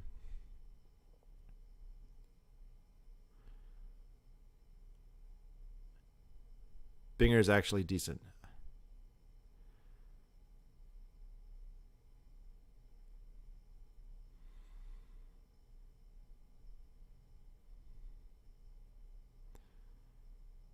So, final arguments are on Monday. I recommend people watch if they can. I'll definitely watch. I don't know how long the jury deliberation is going to be. Yeah, there's no riots in New Hampshire. There's like the day there are riots in New Hampshire, that'll be the day. Yeah, look, Huber seems kind of like a trashy guy. He had assaulted his girlfriend and held a knife to her stomach and to her throat. It just seems like a dirty leftist to me, but he didn't need to die. But he took it upon himself to attack somebody. Well, I mean, as Scott Horton described, the people clinging to the planes leaving Afghanistan, man, that's not a good bet. Someone's got an AR-15 and you run at him with a skateboard, man. It's play stupid games, win stupid prizes. And they didn't know, right? And I don't think those people in the mob, I don't think the people in the mob witnessed what actually happened. If they had, they might have thought, okay, he killed somebody who was chasing him and going for his gun. I mean, Richie McGinnis isn't chasing him. Zelensky is not chasing him, right? Hernandez is not chasing him, right? All the people who testified and all the people who we know who witnessed the first shooting, none of them are involved in the subsequent mob attack. All right, so Those people seem to have known better. They might have known better. Maybe they thought it was an attack, but like, man, that fucking kid means business. And Zelensky suddenly realized he brought a handgun to a fucking rifle fight. It's nuts that Zelensky was not subpoenaed to testify. Absolutely insane. If anyone wants to do the documentary about what really happened, they need to talk to Zelensky because he knows. Zelensky is New Hampshire is a great state to live in. Everyone should go to school here. Go get your master's at Dartmouth. That's in New Hampshire. Boom. Problem solved. So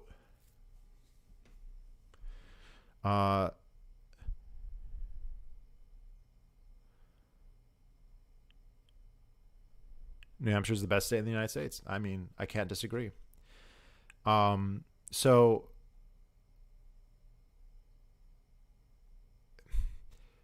these people, I mean, imagine that you hear people, hey, that person did X. If you didn't see it yourself, you're kind of taking the responsibility on yourself to go and attack them or try and do anything. And that's what happened with Huber, and that's what happened with Grosskreutz. And they did it with the wrong guy. What's your opinion on subpoenas? I think that they should be financially induced but not enforced. Dartmouth is too selective. Well, you don't have many options other than that. Covington kid red pilled me. Yeah, if Kyle is acquitted, and there's a chance that he will be, I'm not holding my breath, but there's a chance he will be. But if he is, he can sue the hell. I mean, he was called a murderer. He was called a mass shooter. All of his attempts to fundraise money were stopped. I mean, there are people who are murderers who can fundraise on GoFundMe or Patreon, and he couldn't because he was a mass shooter, right? He's a racist mass shooter for killing all these white people.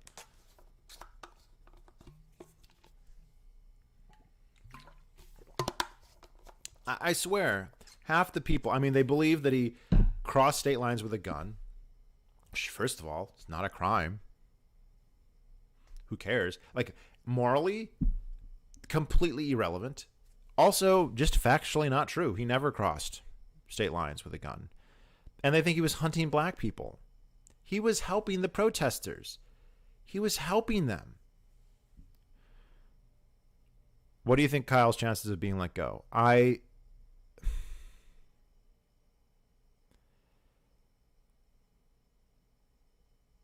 don't really know. Look, I'm not. This is not an educated guess. There's a chance the jury lets him walk. There's also a chance that the jury convicts him of something lesser. And there's also a chance that the judge will throw some of it out. The judge has indicated that some of the charges, like the reckless endangerment charges, for instance, if the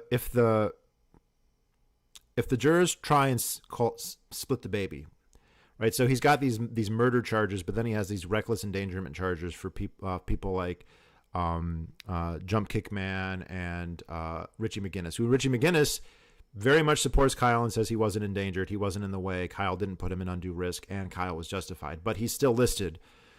So you could have a situation where the jury says that the homicides were justified self-defense, but then there was reckless endangerment. But the problem there is that if it was justified self-defense, then it can't be reckless endangerment. But they might want to say, we don't want to convict him of these really serious charges, but we also don't want him to let him go free, so we're going to convict him of the reckless endangerment charges. And if that happens, there's a chance that the judge will dismiss those as well. So I think the total, I would say maybe 50-50 that he completely walks, but there's also like a 20-30% chance that he gets everything.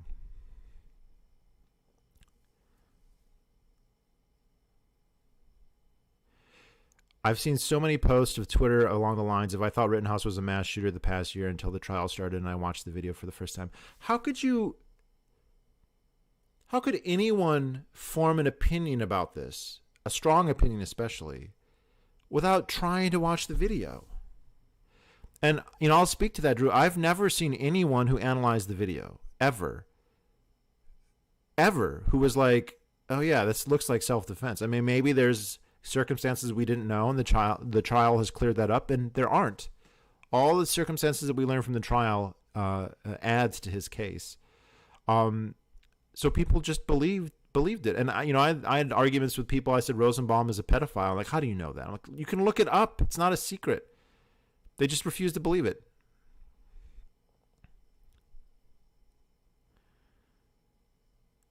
Do you agree with Konkin's version of judicial system anarchy, or think Rothbard's is better? I don't know enough about Konkin's to comment on the distinction.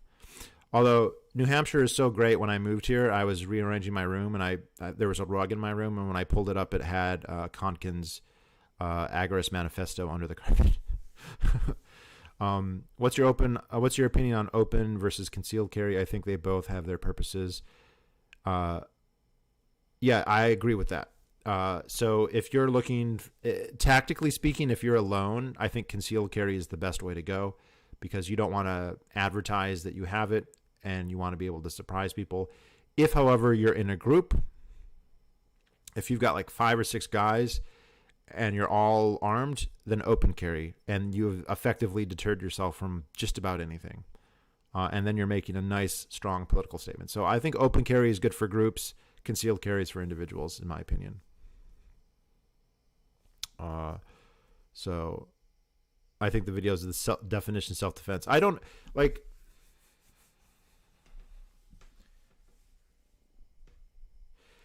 There's even this idea of a duty to retreat. If you've ever heard this term, a duty to retreat. A duty to retreat means that you can only use self-defense if you have no possible recourse, right?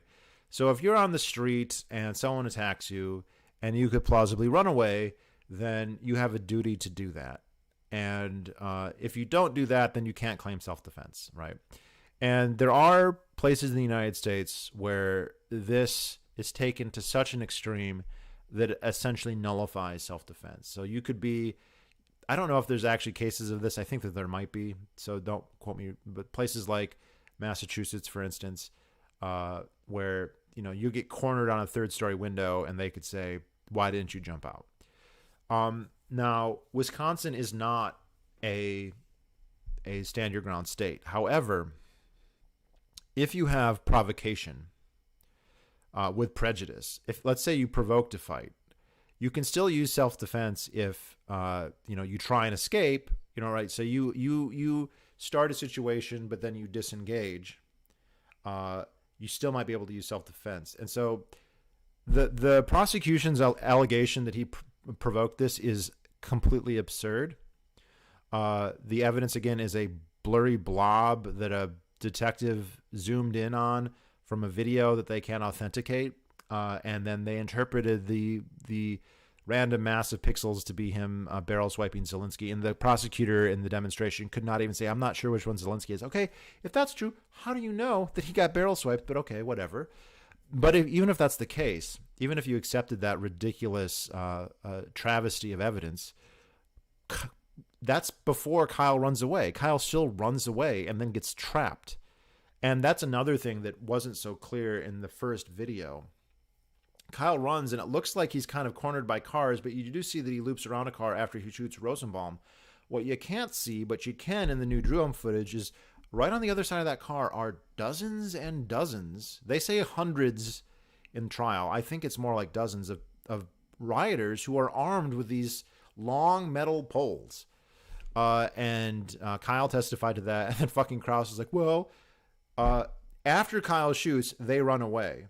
And so Krause is like, well, there's plenty of space. Like, yes, after he shoots. Even the judge was like, yes, it doesn't matter what happens 1 second after he shoots. It's could he escape up to that point. So even this duty to retreat standard, he's cornered in the first shooting and he's on his ass in the second 2 shootings, and the jump kick man reckless endangerment. So even if you accepted the provocation, he runs away, he disengages, right? You and I can get in a really bad fight, and if I run away and you pursue me, then it's more on you than me at that point. Yeah. You point out in your breakdown that if Rittenhouse was a bloodthirsty vigilante, there were more targets he could have taken out. Yeah. He fired 4 at Rosenbaum, 2 at Jump Kick Man, so now we're at 6. 1 at Huber, 1 at Grosskreutz. Okay, so that's 9 shots. That means he had 21 more shots in his magazine. Maybe 22 if he had one in the chamber. Oh yeah, and this is another thing. I forgot to bring this up. This wasn't super clear in the video too. When he's on his ass after he shoots Huber in the heart for hitting him in the head with a skateboard and trying to take his gun, right? Somebody assaults you with a club, with a melee weapon, with a skateboard. Anyone who's like, that's not a big thing. Okay, submit yourself. Get on your ass. I'm gonna get a skateboard and I'm gonna hold it like a baseball bat, and I'm gonna hit you as hard as I can. And you tell me if that's a weapon or not in that case. Like, legally, that's a weapon. Practically, that's a weapon. It's not as powerful a weapon as an AR-15, but, you know. So, Huber tries to take the rifle. Kyle fires one shot into his chest, into his heart. He's probably dead.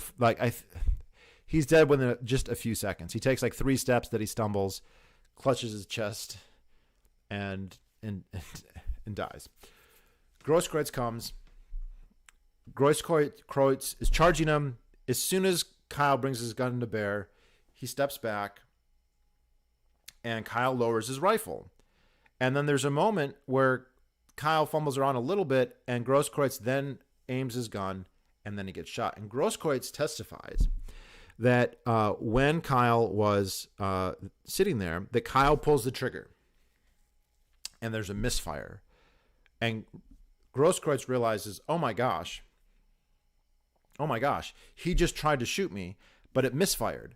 And that Kyle is now trying to clear his round. And so that's when Grosskreutz decides he's going to shoot Kyle.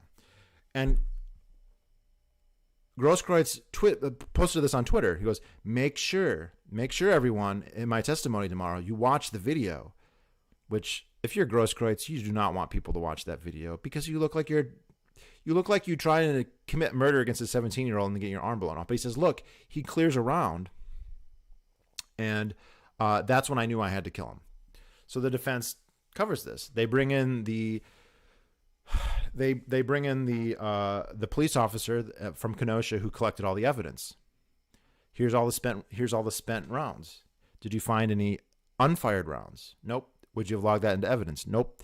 If you were to charge the rifle, what would it do? So he's not doing that in the video. There's no evidence that he had a misfire.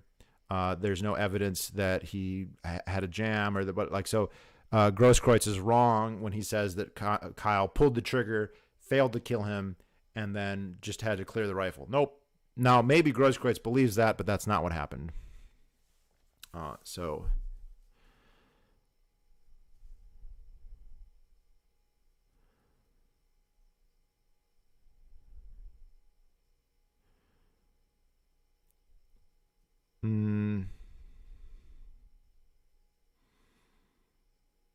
Yeah, prosecutors should be put on the stand. I mean, this is the thing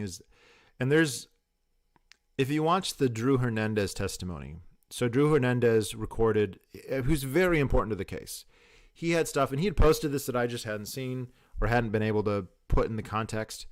He had a body cam and he had an iPhone, and he is walking down Sheridan, basically along the lines of Rittenhouse. He's got video of Rittenhouse calmly walking down the street with a fire extinguisher in his hand.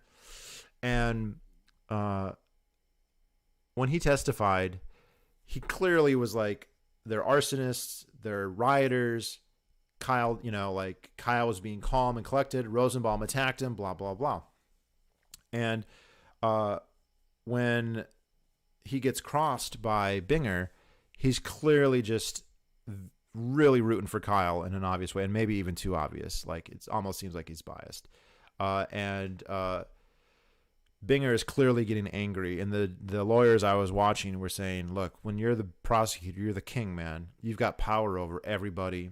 And at one point, he threatens this guy. I mean, this guy's not charged with anything. So what are you threatening him with? He goes, Mr. Hernandez, you realize that you're under oath. We're threatening him that, you could be committing perjury if you cross me the wrong way. And the fucking judge explodes at him. He goes, if you preface your questions with, you're under oath, that's basically like saying you're lying to the jury. But Binger just has this look like, how dare you fucking worm. But just imagine putting him on the stand and quit. Like, okay. So why aren't we charging Grosskreutz for having a concealed carry weapon without a concealed carry permit? Not that I fucking care about that, but I'm not a fucking liberal Democrat who thinks self-defense should never be allowed. Up until the point when they're pointing a gun at your head and you're on your ass. I wonder if Kyle had to go into debt to pay his lawyers. Kyle was able to raise some money, and the MyPillow guy paid a lot. I don't know how it all stacks up, and his lawyers have been terrible about making that happen. Kyle has a lot of supporters in this country.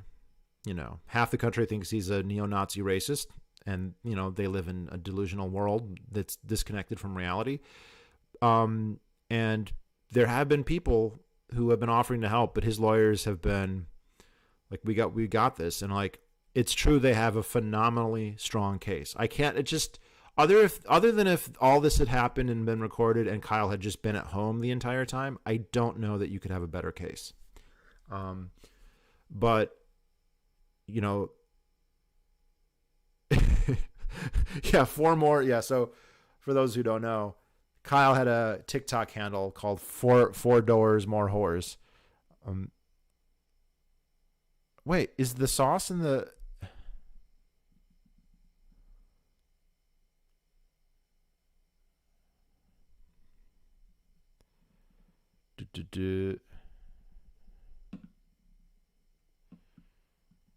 Is the sauce in the thread? I don't see the sauce anywhere. Oh, there we go. Hey, Bash the Fash.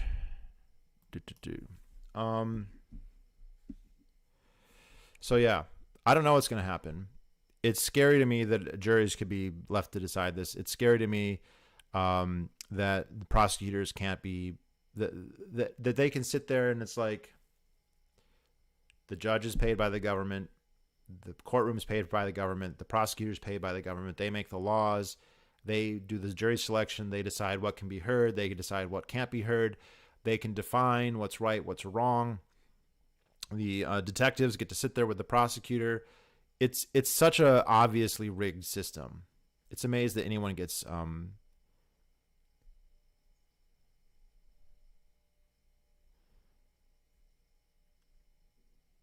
Oh. Sort by live chat. How do I do that? There we go. Wow. I didn't even know that was a thing. What have I been missing this whole time? Prosecutors should be... Oh, wow, this is good. Thanks for the tip. Such a boomer. I mean, I wanted to... I was going to try and, like, show the trial and me comment, but it just, you know, I couldn't figure it out, so it didn't happen. What's a Keck? Keck is German for crab. If you ever play Mahler's First Symphony, it's one of the descriptions of the third movement to play it Keck. How is this organized?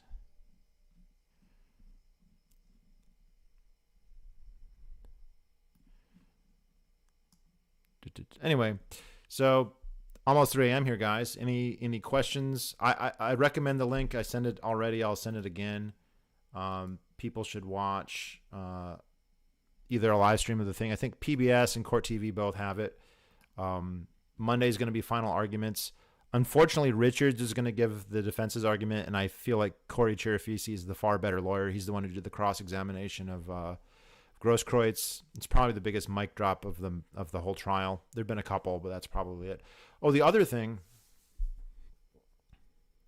David Parkman has humiliated himself counting on the case. Yeah, so I watched Pac-Man, and he said that Kyle Rittenhouse has a strong case, but Kyle brings up the worst in America because he's in a militia. And I'm like, Kyle's not in a militia. There's no militia in this. This has nothing to do with a mission with militia. That's a complete fantasy that he he just lives in a fantasy world. I've been arguing with Hopkins about whether gay marriage should be banned, so this is a good change of pace. Well, it depends on who owns the property.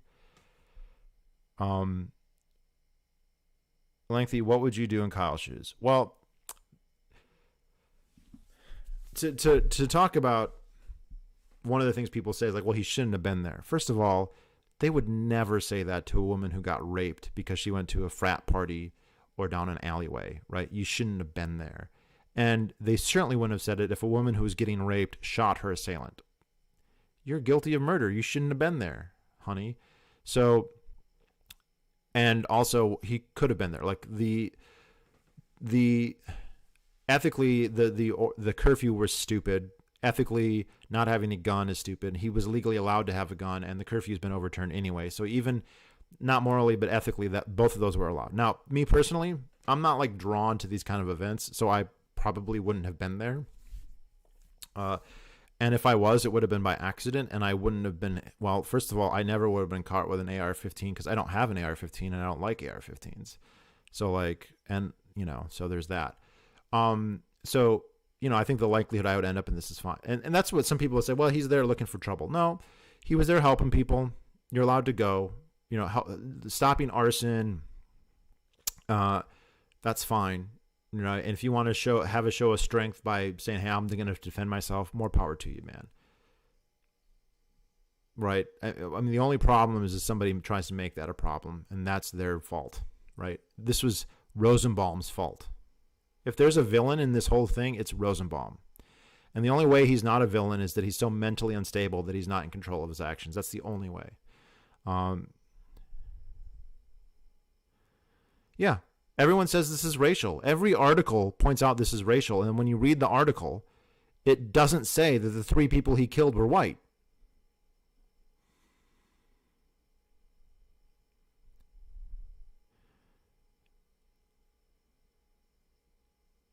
Yeah, that's amen to that, the sauce. That's exactly what's going on. That's why this case is important.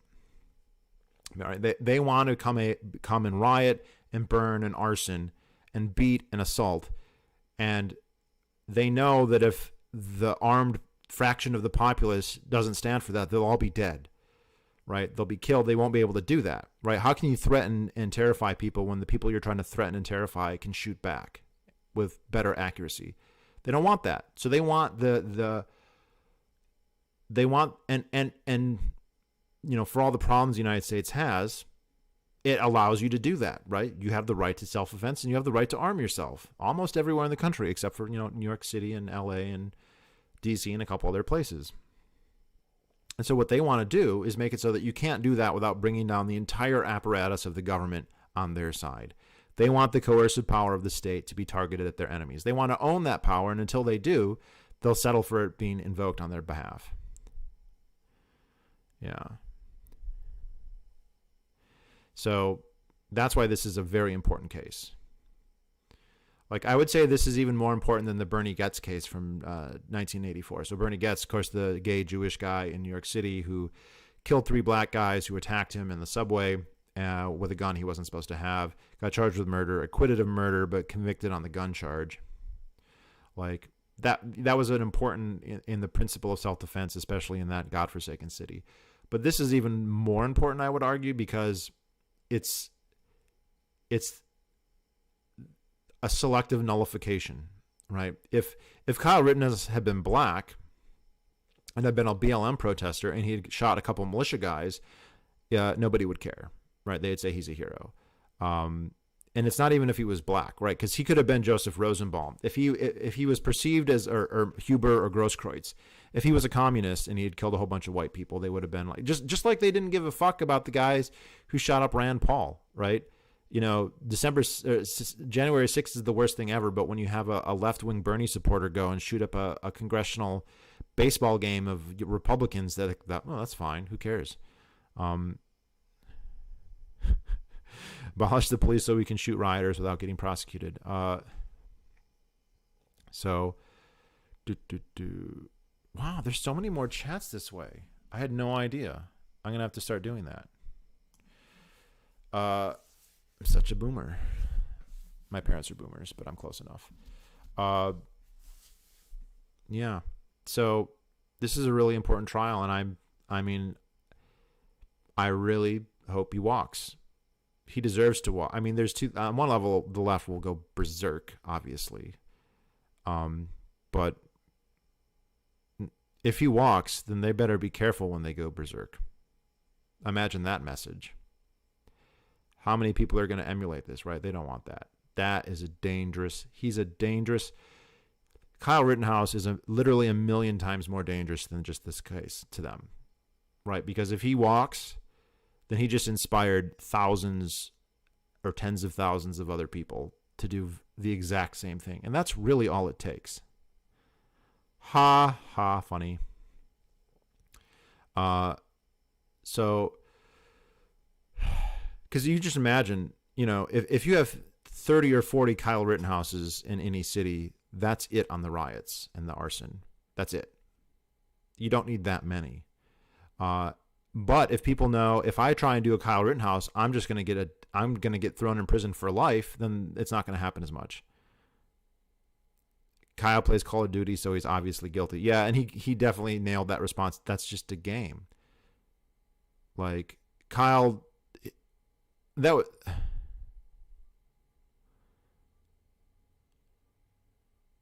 if he walks, the rioters will have to be extra careful. Yeah, he's also generated some of the best memes ever, for sure. What's the one where they show him like washing the wall and he goes, first I clean Kenosha, and then he turns his head and his eyes are glowing red and he goes, then I clean the country. I wouldn't call him a hero. He was in a terrible situation. He did the best that he could, and he handled himself extraordinarily well. How do you think the right? Well, that's the thing. The right's not going to do shit. The right's not going to do anything if he gets a guilty verdict. I don't think. I mean, what are they going to do?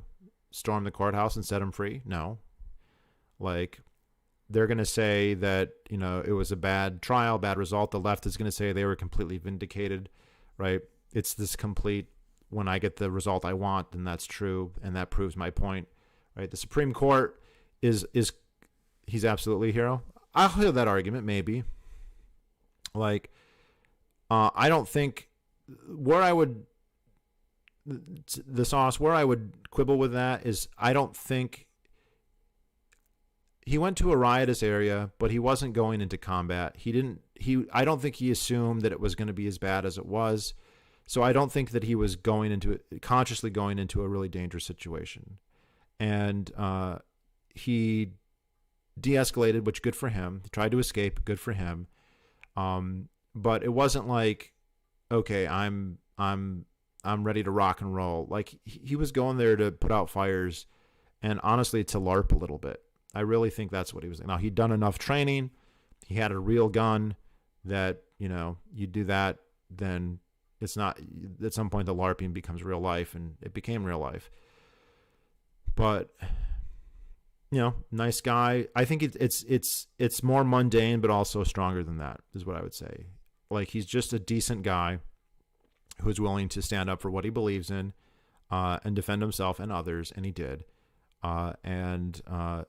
It honestly, 1,000 more Kyle Rittenhouses would make all the difference in the world.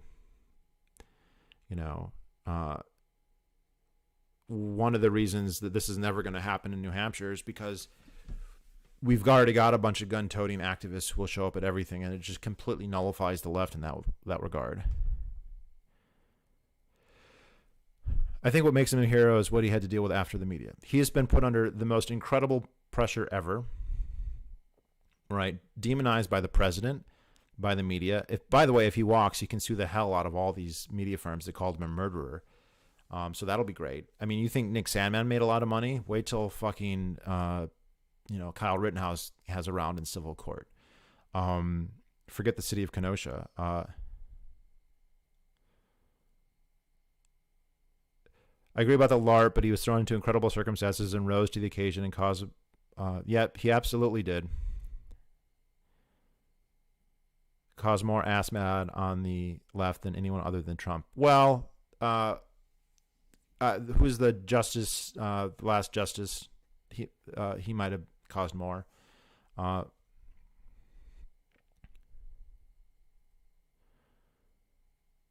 Kyle could destroy. Yeah, I mean, if there's any, look, justice is on his side. He did nothing wrong. He should be free. And if he's not, if he even gets convicted of even a lesser charge, it's a miscarriage of justice. But there are all these rebounding other side effects that could flow, because he could bankrupt CNN and the New York Times and MSNBC and the Young Turks and so many other organizations. And he will inspire people. He already has. But if he walks, I just want him to walk so bad. He deserves it. Like, he absolutely deserves it. Yeah, Nick Sadman, though, this is like so many orders of magnitude more than that. Make a video of the sauce. Yeah. Gauntlets thrown. Like, do you think more people have taken Kyle's side since the trial? I think that's absolutely true. Even you would never imagine Anna Kasparian or David Pakman walking back, and they have. So I think it absolutely has.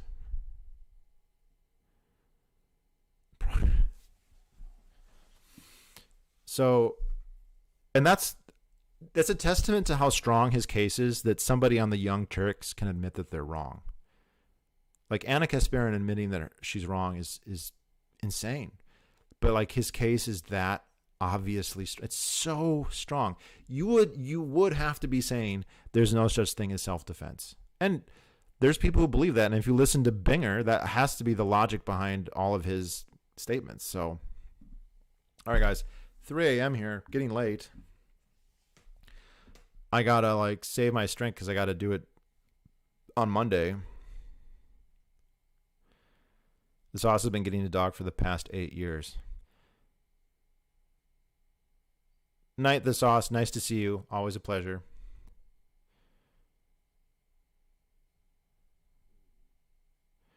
Deepak walked it back.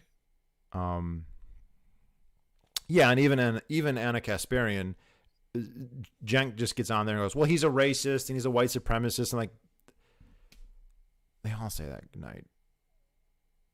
Yeah, Thomas Binger is the douche of the year.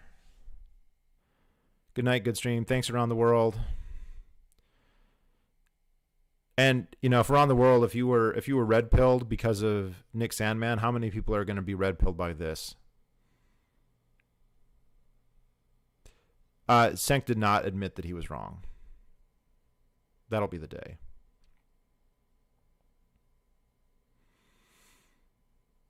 The better thing to do is to sleep, Alexandros.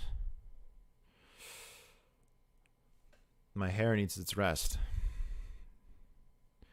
It's 3 a.m. here.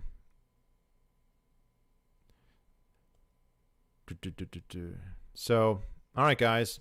Any final questions before I shut it off? Random question. Is it annoying if straight dudes flirt with you? See, the problem there, Drew, is they're not straight if they're flirting with me. And so, no, it's not annoying. I think the bigger problem is the opposite, when gay guys flirt with straight dudes. What you do have, Drew, sometimes, and I don't know why this is going to end up now in a Kyle Rittenhouse tribute video, basically, is a lot of guys who are sexually curious but don't want to admit either to themselves or to other people that they're gay or that they have gay inclinations will act like or talk like or flirt with, but in a coy way. We're like, oh, I'm not really gay. I'm just kind of want to suck a dick. So that's annoying. Like, you don't want to engage with somebody when they're still working through their shit. I think it's annoying when gay guys flirt with me. Yeah. And I personally, I will be like, if I'm interested in somebody, I will be friendly and talkative, but I will not do anything overtly flirtatious. I won't do that unless I'm like certain that they're gay, or at least highly suspect that they're gay. I just think that that's rude, right? Like, there are places where that's okay. If you go to a gay bar, flirt away. If you're at a gay nightclub, flirt away. If you're, at a party with a bunch of gay dudes, flirt away. But if you're at a gym or at the movies or on the street, don't assume that people are out there for that, and I wouldn't do it then. You should do a stream about bi-curious guys. Why would I do a stream about something like that? This is not a gay channel.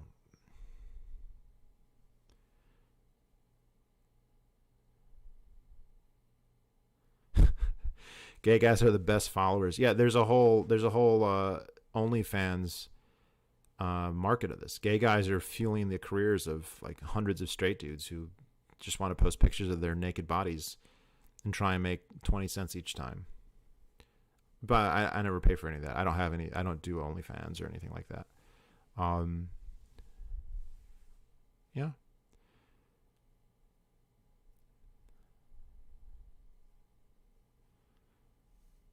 All right. Final question. It's 2 hours right there, everybody. So, yeah, dude does have a nice last name. Yeah. So, closing arguments Monday. The trial will be over. Jury deliberations. I can't imagine it'll be that long, but who knows? And thanks everyone for watching. And yeah, until next time.